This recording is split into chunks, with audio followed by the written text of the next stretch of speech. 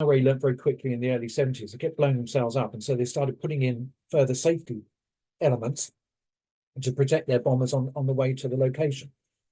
UDA were less good about that, and so you can probably tell. However, what that assessment doesn't take into account is the level of cunning and expertise. And so, as I came across, mentioned before, it's not necessarily the device that you're thinking about that's going to get you. It's something else.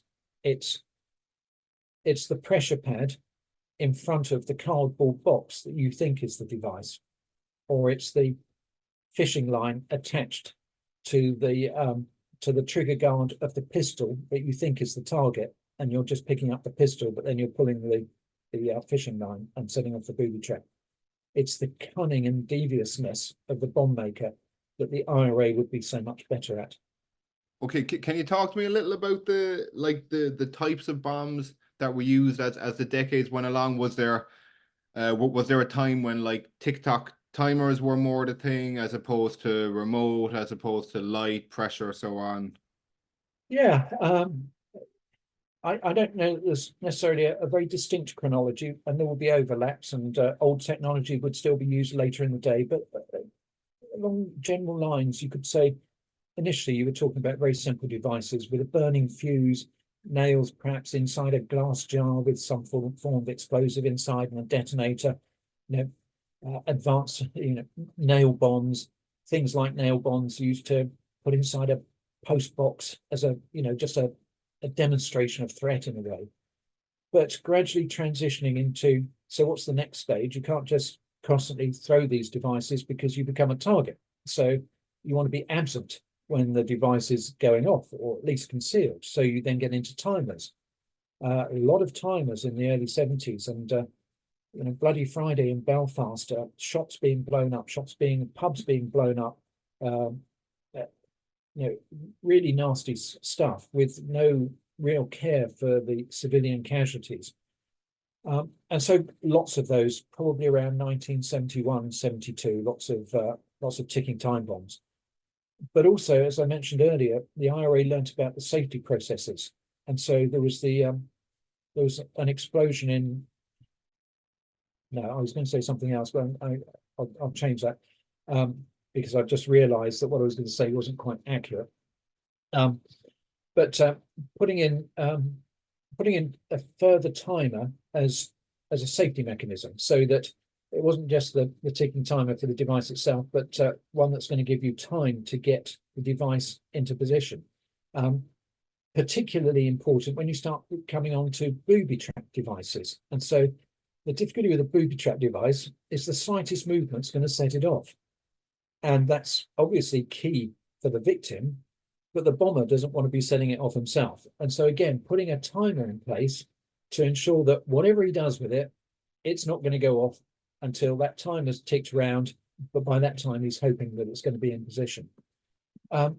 The last incident I went to in Belfast, we believe it was a Protestant bomber, and it was quite curious. It was in I think University Street, and the situation was a family that was under intimidation.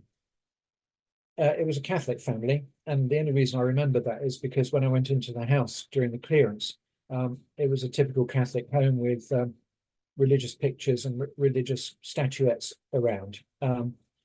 And I can't remember whether it was son or daughter or son, but one was going out with somebody from the opposite faith.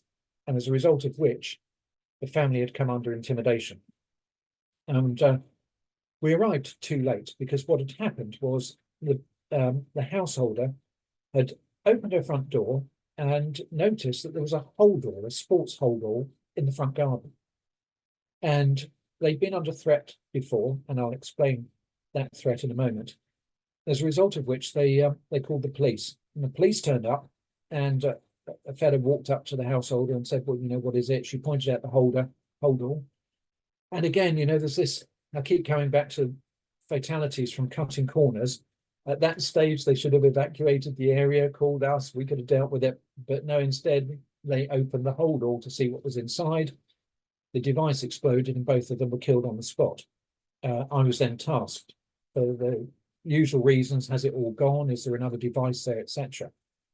When I arrived, I got the intelligence brief that was, shockingly, this was the second device at their house, and the other one had been exactly a year before to the day and had been set up. And this is why we assumed it was a Protestant bomber, because it had been set up at the back door as a booby trap, and it had exploded while he was setting it up, and he'd lost a limb. I can't remember whether it was an arm or a leg. I think it was an arm. He'd lost a limb as a result.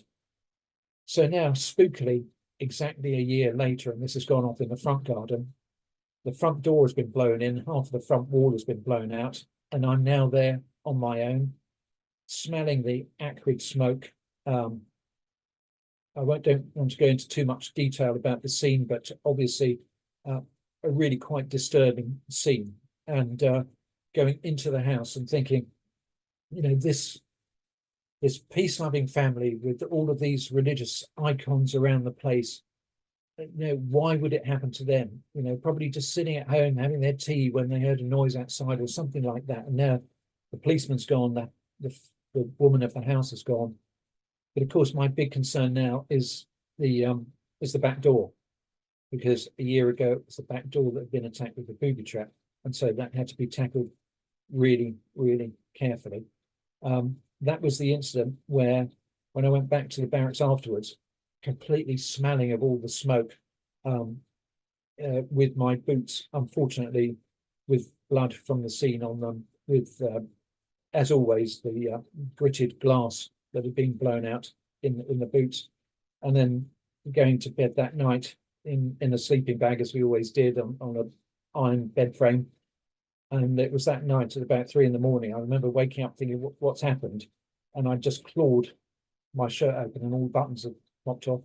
And I don't think I was mentally affected very often, but obviously that one had left a real big impression that day. I was going to say some of just the sensory things that you would experience, that there'd be type of things that a human never really should. Like, I can only imagine what the smell would be like, or like the smell of maybe like human flesh that had been burned, and to see that, would it, if you don't mind me asking, would it like come back to you years later? Would you have like little flashbacks and stuff? I haven't really experienced that, so I've been lucky. I know several of my colleagues, I wouldn't say a lot, but several of my colleagues have, including a couple who were medically discharged from the military because they were no longer able to function. So it can have catastrophic effects on some people.